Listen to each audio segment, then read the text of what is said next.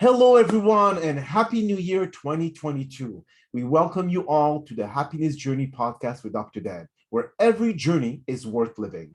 My name is Dr. Dan, and I'm your host for today's episode.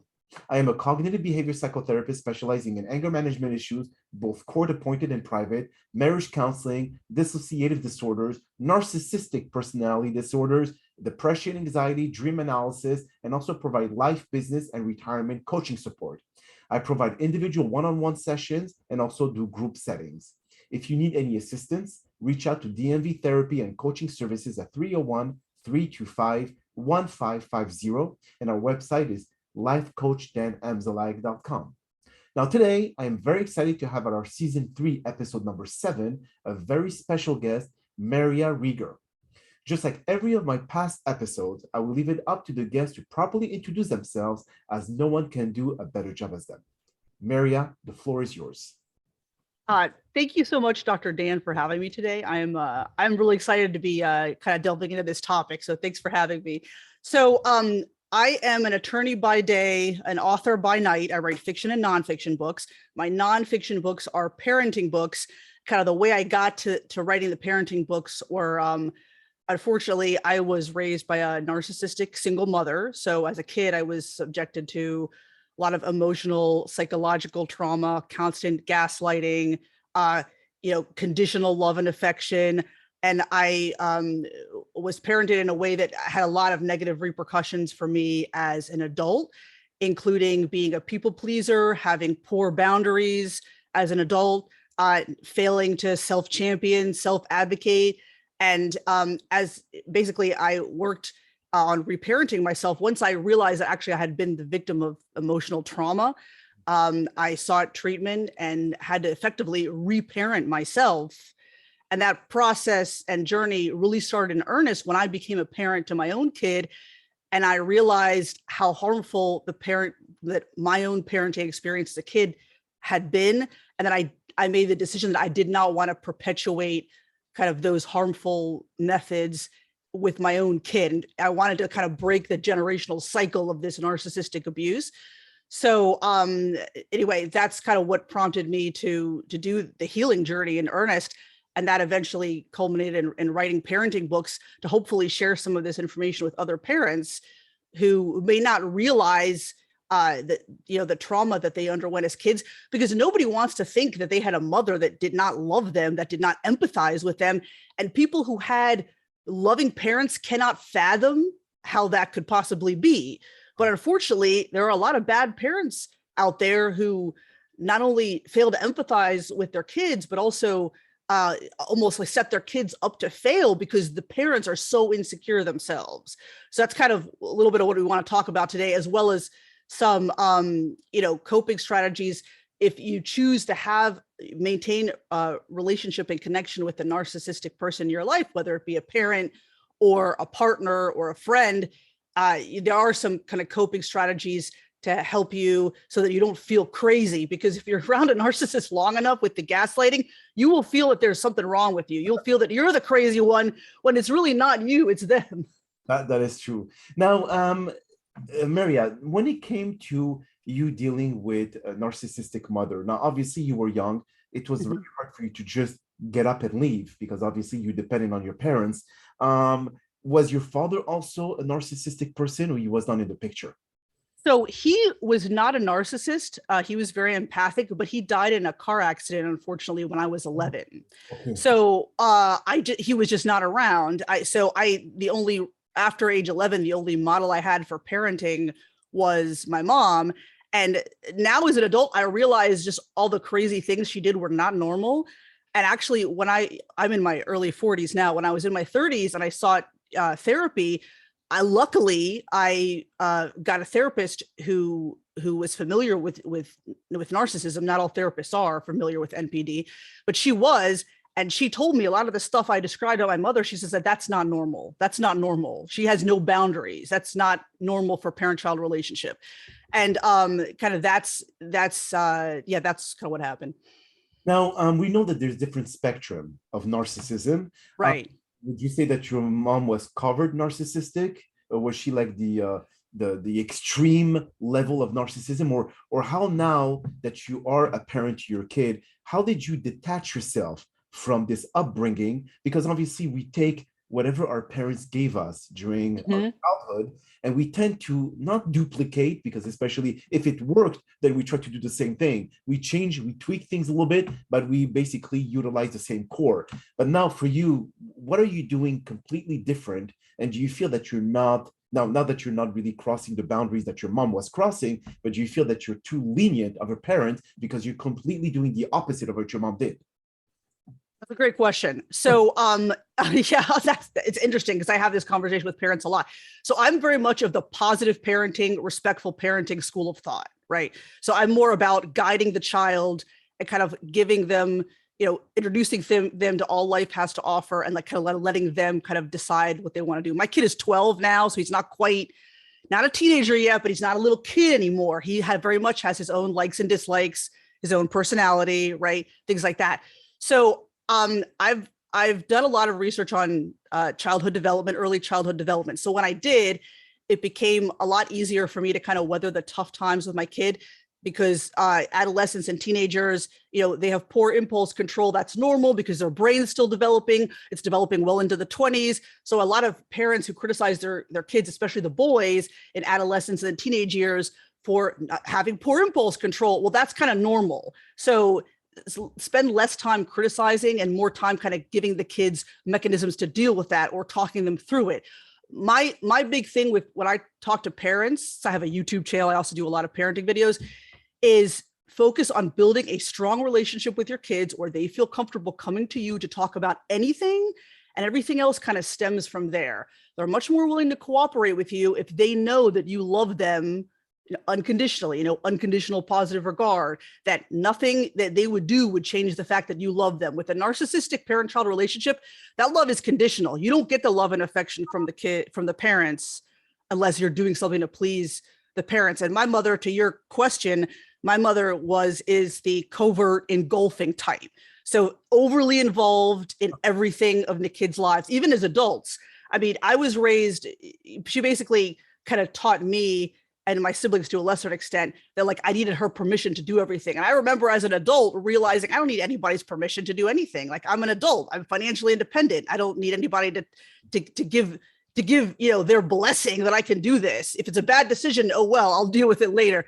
So yeah, but it's tough because to the outside world, she was the perfect mom, right? But with me, yeah, I mean, if you're familiar with narcissistic family dynamics, I'm the scapegoat, right? There's always usually one kid that's chosen to be kind of the family garbage can, right? The scapegoat, that's what I call it. But yeah, so she, but very much overly involved and very much like no bound. That's what my therapist says, just no boundaries. Yeah. Okay. Now let me. I've spoken to a few psychiatrists, and they say that this type of parenting, where you are open with your child, you try to really get to converse with them about every little problem, but that creates also this kind of like where a parent become a friend to their kid. So that can be a very delicate situation as well, where there's the parents does not have any more authority, and the kid does not perceive their parents as someone who still have somewhat of a control. I mean, they're the parents and they're the kid. So how do you, with this kind of leniency behavior that you have with your kid, where do you not cross that line to allow this kind of like relationship that you have with your kid, like the friendship? Right. I mean, I think it's fine to be a friend to your kid as long as they also realize that kind of you're the parent, right? And it is obviously not appropriate to allow kids to make adult level decisions or give them adult level responsibilities. That's not appropriate. It is certainly appropriate to give them age appropriate responsibilities. My kid's in charge of his own schoolwork, right? If he gets a bad grade on a test, that's on him. I'll help him if he needs help from me. He can ask me. I'll get him help. I'll help him. Whatever. But that's on him, right? I'm not going to helicopter over him. But yeah. So it's fine to be friends. Like, I don't necessarily agree that you should not be friends with your kid. It's fine to be friends. Like, I play games with my kid. We play video games together. Those are very bonding activities to do with, especially boys. Boys bond through competition. But you're the parent, and it's obviously not appropriate to be letting children make every single decision. It's also a lot of pressure, and it's stressful to have young kids make decisions that adults should be making. So it is a tough thing. I will tell you something interesting I read in a book called Toxic Parents. Probably heard of it. It's kind of an older book. This psychiatrist who wrote that book said that, in their opinion, kind of the negative consequences from overly permissive parenting are not nearly as bad as the negative consequences for kind of like overly authoritarian parenting. And that's something that I subscribe to myself, because as an adult, even, it took me a long time to advocate for myself. I did things I did not want to do because I honestly thought I had no say. I honestly thought I had to please the other person, even physically, financially. And that's very dangerous. I don't ever want to bring my kid up to the point where, he's an adult, not self-advocating. I don't, because that's harmful, because unfortunately, there are a lot of people when you're adult who do not have your best interest at heart. They have their best interest at heart, right? So I would rather my kid argue with me and negotiate and self-champion than just abjectly obey. That's me personally. That's my philosophy. Maybe not everyone agrees with that, but compliance is not as important to me as standing up for yourself. Now, I'm lucky, I formed a very close attachment with my kid from birth. He knows I love him no matter what. He knows I have his best interest at heart, so he cooperates with me. I very rarely have to kind of lay down the law and be like, do this, do that. He naturally cooperates. When I ask him to do something, he'll do it, because he knows there's mutual respect there, and he knows I love him no matter what. My love for him is not dependent on what he does for me, if that makes sense. Yeah, it makes complete sense. Now, when you were raised by a mother who was narcissistic, did you feel that when you're going to find your partner in life, did you try to find someone that was the complete opposite, which was someone who had empathy, and someone who was not really wanting to control everything about the relationship? So were there any red flags when you were dating, etc., to say, oh boy, this is a sign of narcissism? So were you more on the kind of like on the defensive? Yeah. So once I realized kind of that I had suffered this kind of trauma, then I was hyper aware of it. That's right. Yep. Okay. Yeah. And when it comes to now, is your significant other still involved, or this is Yeah. So I'm married. It's my second marriage. So I'm divorced from my kid's father. Okay. Yeah. So, right. Yeah.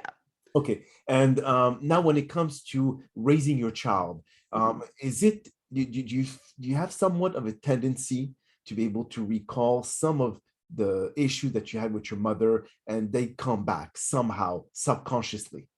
Absolutely. Yeah. I mean, my childhood is very clear for me, like it happened yesterday. Parts of it I don't remember. Like I have, kind of mental blocks about some of it, but a lot of it I remember very kind of discrete, specific things. And there are times I'll catch myself and I'll think, oh my God, I'm acting like my mom and I don't like this.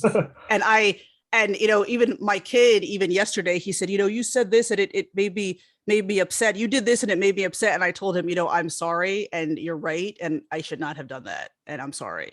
And, he's to the point, he's old enough now that I've talked to him about, I was raised, there were very negative ways in which I was raised. And I'm really trying hard not to perpetuate that, so without telling him the details. But they're absolutely, we call them kind of narcissistic fleas, where you're not I'm not a narcissist myself, thankfully, but you do kind of, you bring on these ways in which you were negatively conditioned by the narcissistic parent. You have to shed those. But yes, I absolutely do occasionally, less and less, thankfully, find myself, catch myself and think like I'm acting like my mother and I don't like this. This is not how I want to be. Absolutely. Yeah, sometimes it's hard to bring back the past, especially when Right. the past was so toxic. Yes. Try to avoid re-implementing the same strategies. Now, if we try to redirect the mother to daughter relationship when it comes to narcissism, if someone is dating or is, let's say, married to a narcissist, it's almost something like the same, because even in a relationship, a narcissist will still see their spouse as a kid and they will treat them as such. Yes. So how do people manage or cope with someone who's narcissistic, someone who's gaslighting them constantly, etc.? Is there a strategy? Would you think that it's similar to how it was between a mother and a daughter versus a husband and a wife? Right. I mean, how, like you say, how the narcissist will treat the other person is going to be similar, but obviously in a relationship between two adults, you would think normally they would be more equals. They would have an equal say in decision making and things like that. And obviously that's in a narcissistic relationship, you're not going to have that.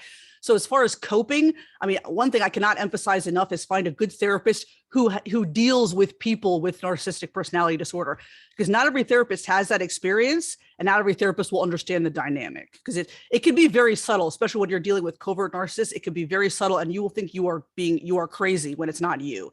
So the therapist will help you, as mine helped me, kind of understand why the narcissist is like that. It's not an excuse, but when you understand that this is a mental health disorder, it is likely something that was created when they were a child. They were probably treated the same, most likely treated the same way by their parents or by somebody else. And they are perpetuating that because they don't know any better. And it's, a mental health disorder, then you can at least begin to understand why they're like that. Doesn't mean it's right. Doesn't mean you have to accept the behavior, but you can at least understand that. And then detach as much as you can, because if you're constantly absorbing all the emotions, you're just going to be constantly exhausted. Mm-hmm. So you have to find a way to detach. And a couple mental health experts described it like this, like observe, but don't absorb. Observe what's happening, but don't absorb the emotions and the feelings and everything.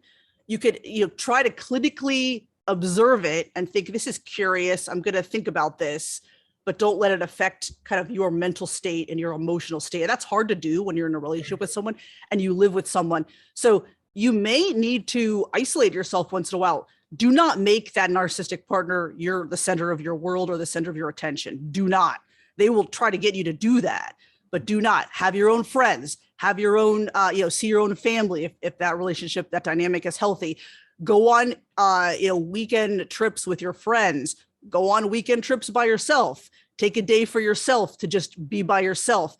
You're going to need that time to kind of just detach and know who you are, because the narcissists are very good at kind of projecting their wants and needs onto you. And that's a big complaint I find when I talk to adult children who had narcissistic parents, is they don't even know who they are. They don't even know what they like, right? So part of the healing process is to detach from the narcissist and figure out who you are as an individual, what you like, what you value, what your goals are in life. So it's very important that if you're continuing contact with a narcissist, you have those things in mind, very clear, that you are separate from the narcissist. So that's kind of they're obviously, like I'm a big reader, so I like to read about, toxic parenting. I've read about, Trapped in the Mirror is another book about narcissists and relationships. There's a great book, Will I Ever Be Good Enough? It's for daughters of narcissistic moms. So those will get you a lot of validation as far as you're not the only one going through that. And that's very helpful, obviously. And there are a lot of online support groups, both on Facebook and local support groups. I know there's a local meetup group near where I live. I'm in the Washington, D.C. area for adult children of narcissistic parents. So it's very helpful to kind of sit and talk with people who've had these same experiences. Because like we said, if you haven't experienced this, it's really difficult to describe to somebody who has not experienced this type of abuse what you're going through, because they just really cannot fathom what it's like.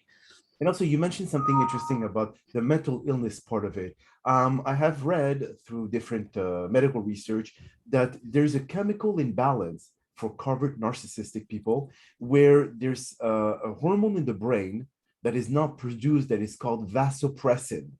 This hormone that lacks that enables someone to be able to show empathy, to be able to show love, care for others. They don't produce enough of it. Okay, so wow. I'm not sure if there's any supplement to be able to kind of help those people. I wish there is, but this is one of the many cases why people are the way they are. So it's like someone who has cancer. You're not going to accuse them of having cancer, but narcissism, we tend to accuse that person of having a big ego or behaving the way they are because they want to, not necessarily want to, is because sometimes the brain cannot produce that side or that hormone that enables them to show empathy, love, care for other people. It's interesting. Yeah, I was I shocked. did not know that. Yeah. Yes, that's a vasopressin, vasopressin. And I was myself shocked and amazed by that, saying, okay, you know what? It's not solely their fault. Maybe they were born this way. And but of course, those who are just wanting to take control of everything in someone else's life, that as you said, you have to detach yourself, because if you are codependent to this person, they will take advantage. And one thing that also narcissistic people do, they put everyone against you. So they talk to you, especially when you have common friends. If you have to have friends on your own, they will try to tell you, don't, this person is like bad news, they're toxic, get away from them. Because if you built your own, I would say, circle of friend, they could not access that circle, which makes them lose control. And the control is what they thrive in. So that's one thing that, and you're right, go on trip, show them that you are listening, but you don't care about what are their techniques to be able to bring you down, gaslight you, make you feel worthless, etc. So there are strategies, and these are really good coping mechanism. But again, when you love someone, I mean, your heart does not allow to take control, or your heart will not be able to take control of your mind. And unfortunately, the heart will be taking basically all aspect of your life and will give them reason as to why. So you're going to start defending them, defending their behavior, and so on and so forth, which is already the beginning of the end. That's tough. Yeah, that's tough. It's essential that you find, like you say, you have a life outside of the narcissistic relationship. Definitely. Correct. Yeah. And you're in the Washington, D.C. area, right, Maria? That's right. Yes, that's right. Are there any local agencies that can help people that are in a very toxic and also abusive relationship to be able to get the help that they need to be able to get away? I know that you're a lawyer, but are you a lawyer, right? Domestic lawyer? No. No, I don't. I do not practice family law, but there are some. Obviously, there's a lot of pro bono legal groups kind of associated with the county or the city. So if you need legal help, obviously they could help you. But I don't know of any that specifically deal with this type of abuse. But there are certain I don't like mental health clinics and therapists who accept different kinds of insurance that definitely you can ask them for help and referrals. I think one of the best things to do is ask your physician, your GP, for referrals. And also I've had luck with Psychology Today, finding therapists who specialize in different types of trauma or types of therapy. What's that? I'm on it. Yeah, that's right. Yeah, of course you would be. So yeah, and you could also, like, depending what insurance you have, if you have Medicaid or any other types of insurance, you could search by that too. And so that's kind of one of the best ways to start, I think. But definitely, I could definitely do some research on local support groups and get that to you. That would be wonderful. And now, certainly, giving to everyone, to all of our listeners that are sometimes also struggling on not knowing what to do because they're afraid of, especially if the narcissistic person is the one who brings in the dough, so to speak, and they're just afraid of leaving because where am I going to stay? Where I'm going to be able to take my kids, especially those who have kids, etc. What would you suggest them to prepare themselves with? I mean, I know that you and I, prior to this podcast, we had a conversation in which basically start saving, start putting aside your own money, so like this you have a place to stay or rent or whatever it is. So what other strategies would you suggest them?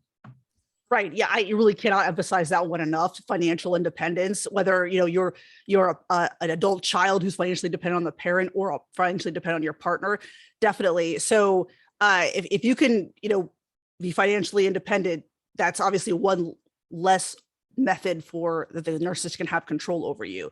So as far as other methods for preparing, make sure you have a good support network, good social network, friends, family you trust, that you have healthy relationships with, who can support you, even if it's only, for moral support. Even if they're not giving you financial support, moral support, you're going to need that, right? You're going to need that.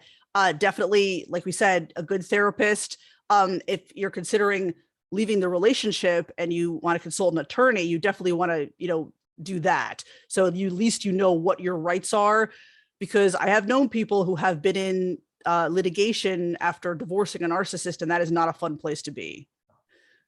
Definitely not. Especially Yeah. narcissistic will do everything. They will even try to manipulate the attorneys, etc., to be able to say, Yes. she's the one who left, she's the one who abandoned me, I didn't do anything, she's the one who's toxic, and they're going to reverse everything against that person. And then Yes. and this poor person is like just doesn't know where else to look for what kind of support they could find. If their attorney is kind of like working against them, then we have a big problem. Yes. And this type of abuse is so hard to prove. And that's the other thing is I mean, yeah, so that's definitely a kind of a big area of concern. And like, I'm an attorney myself, and I don't want to badmouth attorneys, but when you litigate in a family law situation, I mean, the only people winning are the attorneys because they're getting the money. I mean, if you're dragging out the litigate, and I tell people that all the time, like, it's just not worth it, right? So but you may not have a choice. If you're litigating against a narcissist, you may not have a choice. And if children are involved, you may have to litigate, and that's unfortunate. So it is essential that you find an attorney who's going to advocate for you and make sure you know your rights. Especially if the narcissistic person has deep pockets. Absolutely. Absolutely. Yes, it is. Yes, it's a very big problem. Keep on dragging and dragging until the person completely drained emotionally, financially. Absolutely. This is how they win, unfortunately. That's exact. And that brings up a good point. And I've heard this from other mental health experts who are experts in narcissism. It's really hard to beat the narcissist. Don't think you're going to beat the narcissist. You win by disengaging with them. You win by, as you said, you win by detaching and disengaging with them. You're not going to beat them at their own game, but they're going to win every time. That's what they do. Yes. You just disengage and you walk away and you have a great life. That's how you win, honestly. That is the best advice. But again, like I said, for matter of the hearts, Maria. Yes. You need to disengage emotionally. Yeah. Yes. You can, but emotionally it's kind of like, well, I'm connected to this person. We've been together for 10 years. Right. But again, they tend to forget all the things that happened in the past. And it's at the moment they try to be mindful, but mindfulness really does not work with a narcissistic person.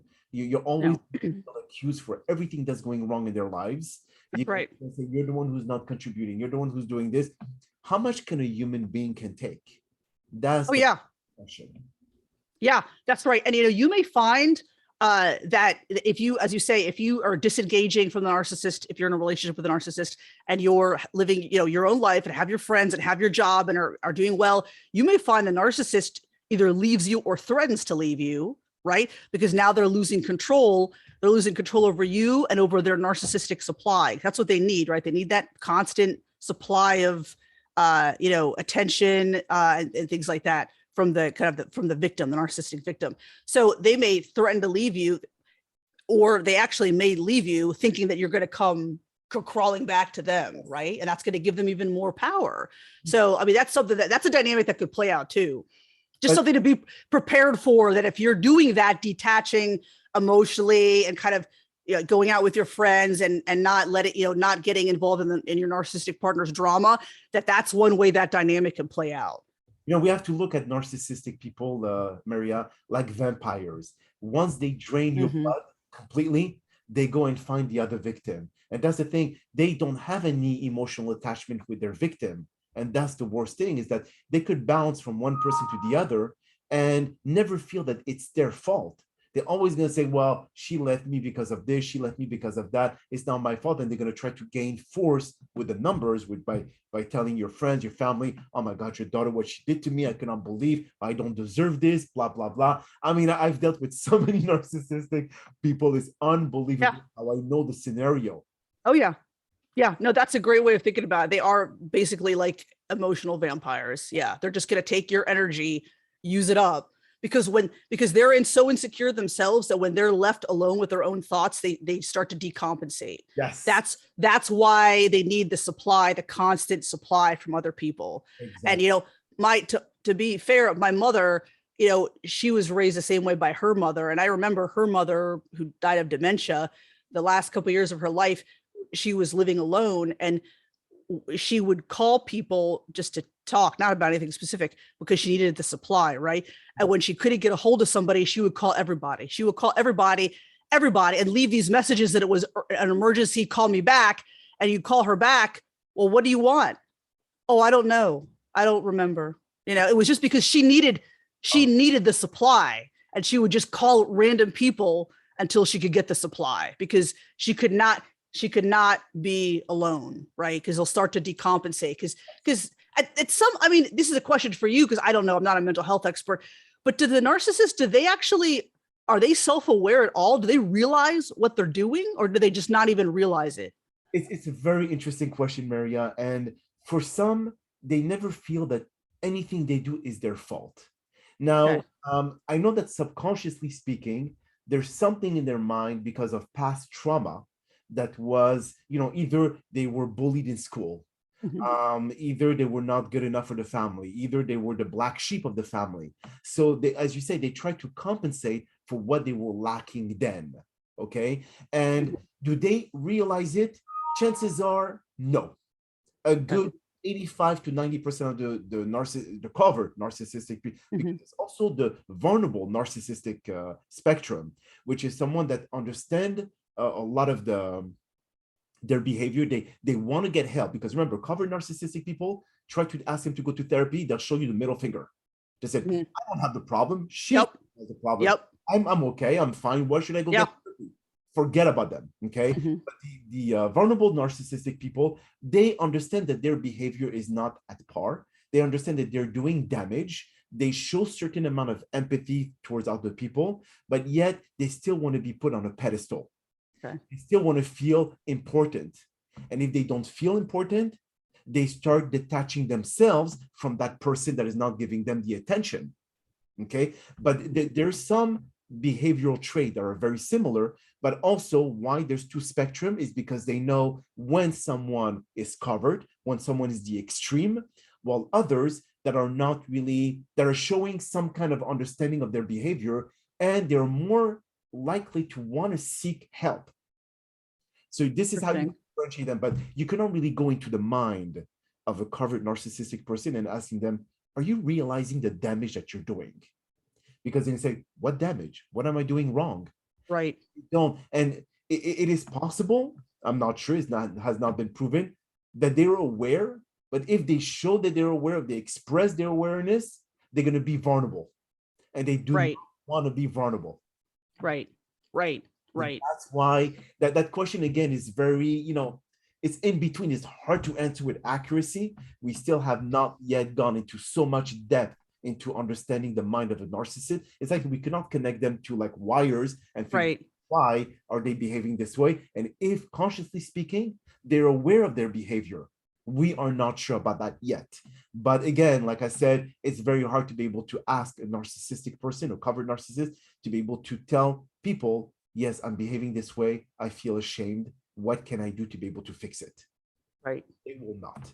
They always feel that the other people are hitting them because they're insecure, because they're there, that this, whatever it is, and that's the reason why they're doing this. So, again, when it comes to people or our listeners to be able to find your books, Maria, where they can find them, and also your channel on YouTube?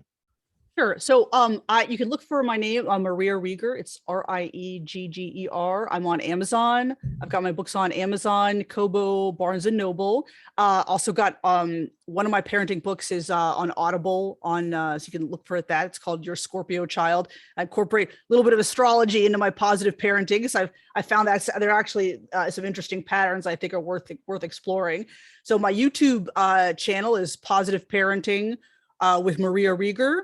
And I've got a lot of info there on positive parenting tips, and also have posted some videos on kind of recovering from childhood trauma, on reparenting yourself, from the mother wound, which a lot of us obviously with narcissistic mothers have. So so I have a pretty active Facebook or YouTube channel, and I'm at my blog is lawschoolheretic.com, and you can email me directly at maria@lawschoolheretic.com, and I'm happy to answer any emails. Yeah. Beautiful. Well, That is all the time that we have for today's podcast. I really do appreciate Maria for taking the time out of your very busy schedule to join us, especially it being one of the episodes of 2022. I'm very excited about this. Thank you again for participating and inspiring our many listeners with your incredible story. Now, we hope that you have all enjoyed today's episode, and I'm very excited about the many upcoming guests that we have scheduled for the year 2022 of the Happiness Journey podcast, filled with inspirational stories just like the one you're listening to today. Now, here are some concluding words of wisdom. Here is a quick formula for success. It's pretty simple. Increase your rate of failure. Most are thinking of failure as the enemy of success. Quite the contrary. You can either be discouraged by failure or you can learn from it. So go ahead and make as many mistakes as you possibly can, because it is in failure that you find success. It's all about acquiring experience. You can't really feel failure if you have not experienced it. You can read all the books in the world or watch any YouTube show like Maria, but that won't give you the desire to get back and push through these challenges. Failure is your friend, so keep it as close to you as you can. My name is Dr. Dan Emzelag, and you may all keep pursuing your amazing journey in life.